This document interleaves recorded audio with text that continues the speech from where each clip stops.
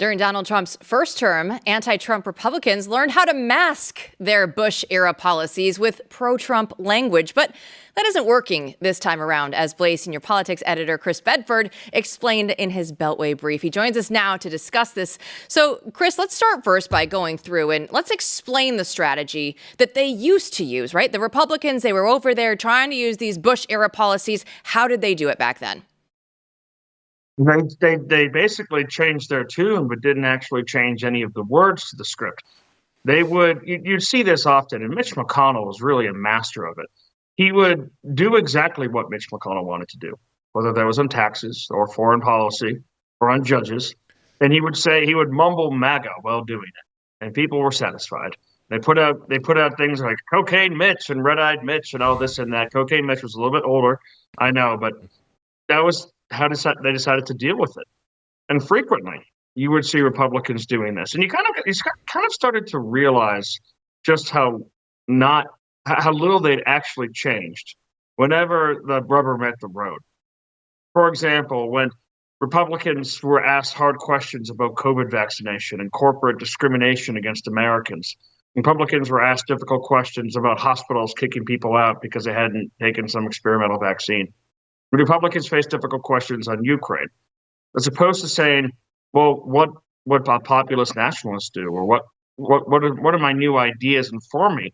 They would mumble something about Ronald Reagan, basically always impugning his ghost, and say that it's not the government's job to actually get involved with protecting its people. Nothing really changed, but now he's back, and it's completely different.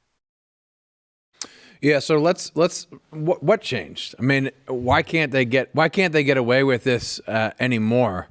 Because this tactic worked for a long time, really. I mean, they stumbled along for years doing this, and it feels as if you're right. If you're just in the audience watching, for some reason, it doesn't work anymore. Why? Broad backdrop to this whole thing, and please excuse me. I was at the dentist today, and I'm kind of stupid, and I didn't actually pay attention to what they were going to do, and it was really intense. So if half of my face isn't quite working, I was like, wait a second, you're doing what? And it involved a hammer and a chisel. So I may be a little slow in my talking today. But the overarching thing is that MAGA was no longer a couple of campaign slogans really pushed by one person that had electrified an American electorate. For now 8 years after that, people beyond simply you guys at Claremont and Michael Anton had been thinking about exactly what MAGA meant, what this populist nationalism meant. And at the same time, you had someone who was out of office who for 2 years we knew was going to be the Republican nominee. So people were working on files, on papers, on projects, on what a new administration might look like, knowing essentially who the candidate was, at least clear-minded people. There was a blip there where some people thought it could be Ron DeSantis, but everyone kind of understood that it was going to be Donald Trump if he wanted it, and they could work towards that. So that's the background.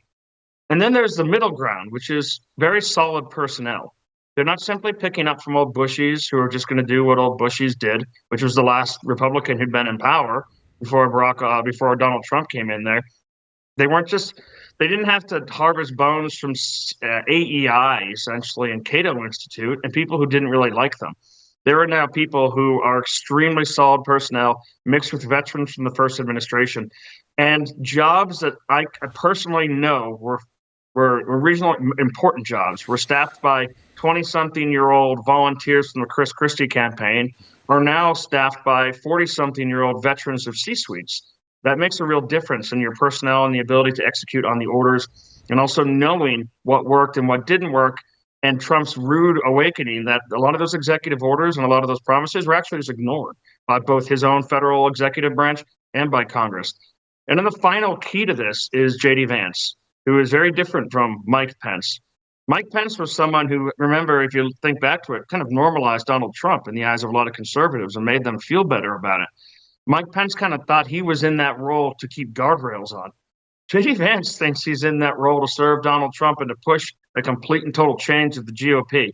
So when people like Senator Tom Cotton's the latest, he's going after one of Donald Trump's nominees to the Pentagon. And they had meetings this week, so things might change on that front. Elbridge Colby, And he's saying, listen, I'm opposing this guy right now because I want to make sure the president gets people who support what the president wants. J.D. Vance didn't go right after his former colleague. He did go after some of his allies, though. And he attacked them online and said, this is wrong. This is insane. You don't understand. This is the man. Donald Trump wants him. So those games are no longer working because of a really engaged group of people from Vance to the middle management back to the ideas. Well, J.D. Vance is making a huge difference. Elon Musk is also making a huge difference, right? He went out there over the weekend and was like, hey, sending an email. What'd you do last week, right? You're supposed to go through and reply to 5 different things that they did last week. But Director of National Intelligence Tulsi Gabbard and FBI Director Kash Patel were going out through and saying, oh, hold on. We are not going to have our people go through. Please ignore that last email. So what's your take on all this chaos, right? Elon wants to get a job done. Trump is retweeting all this stuff. What's going on right now with this? Elon Musk is doing some incredible work here, but Elon Musk is also new to governance completely, 100% a novice. So that's a superpower because he's willing to push things in a way that all those old hats will say, well, you can't do that. And he'll say, well, I just did. We just did do that. And the president backs it. And that's actually a way that's incredibly great at getting things done. One of the most frustrating parts about a lot of different veterans of Washington politics is those are the people who have the least inertia. They're kind of used to the way things are, and they no longer even see just how crooked and corrupt it is, because for many of us, it's always been that way. That's the way it is. You fight where you can fight, and Elon Musk brings fresh eyes to that. But at the same time, and by the way, the Democrats claiming that it's a constitutional crisis to explain what you did in your work week is stupid.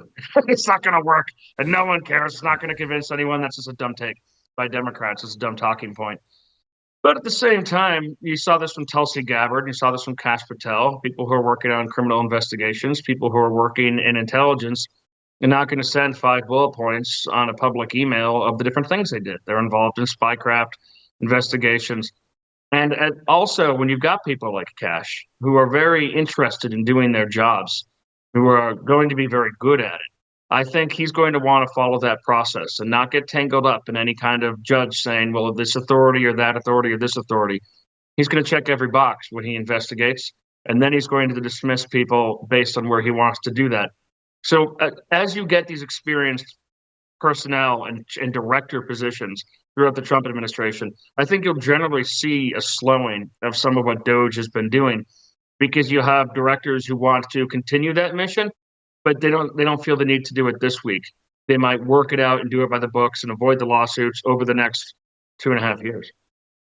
Yeah. So what's interesting about this right now is I don't think it's planned myself, but Elon is playing this enormously important song and dance role where, he's with a chainsaw on national TV, freaking out a left that's absolutely melting down. I was next to a lady on the plane on the way out here who was, she was ready to leave America. She was going to renounce her citizenship. She's very concerned with fascism that's going to happen here. And this is a political class that's melting down. And Elon is taking a lot of the heat. He's jumping around and doing a lot of this stuff. I almost see this as, maybe I'm too sanguine about it, but I see this as a good thing. It's going to help as people like Russ Vought and Kash Patel go in there. They're going to do things like by the book, like you say. They know what they're doing and they have plans, and they're going to be rolling that out. I can't imagine that Elon and Trump are going to be upset at this. And the sense that we got walking around there last week was that everyone's sort of firing, in the same direction, but separately. And over time, as these leaders come into a place, you would imagine the grooves will be set and it will become more organized. But I don't want to be too hopeful in front of the audience. But I genuinely feel like that this is actually true.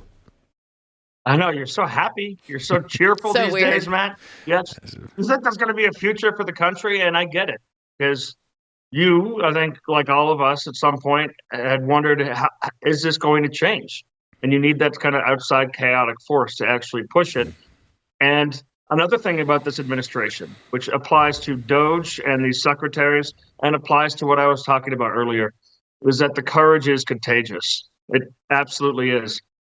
People had their hair on fire during the first administration. One, they didn't really get Donald Trump, who is hysterical and tells jokes and and posits completely insane ideas and different solutions that he does just to troll people and mess with them.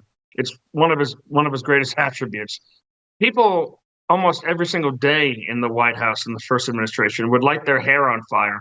Oh my gosh, this is abnormal. This is not allowed. This is not how we do things. And you'd have leakers running to the press trying to protect their reputation as opposed to the president who they work for every day. And you see it, the amount of people, most of them have faded away. Some of them are still on shows like The View. But the amount of people who just made a reputation of saying, I am the good Republican, not like this. You don't have that anymore. You realize that they're not going to hurt you. You realize that the other side is morally bankrupt in a lot of these different matters. Not everyone, but they've really abandoned the causes where they had moral currency for ones where they have none. And it's spreading. And you see the leaks. You see people working in concert. Some of them will be the chaotic jester type, and some of them will be the Black Knight or the executioner or the magistrate type. All these different kind of characters coming together on the 50th anniversary of Dungeons and Dragons to run this court.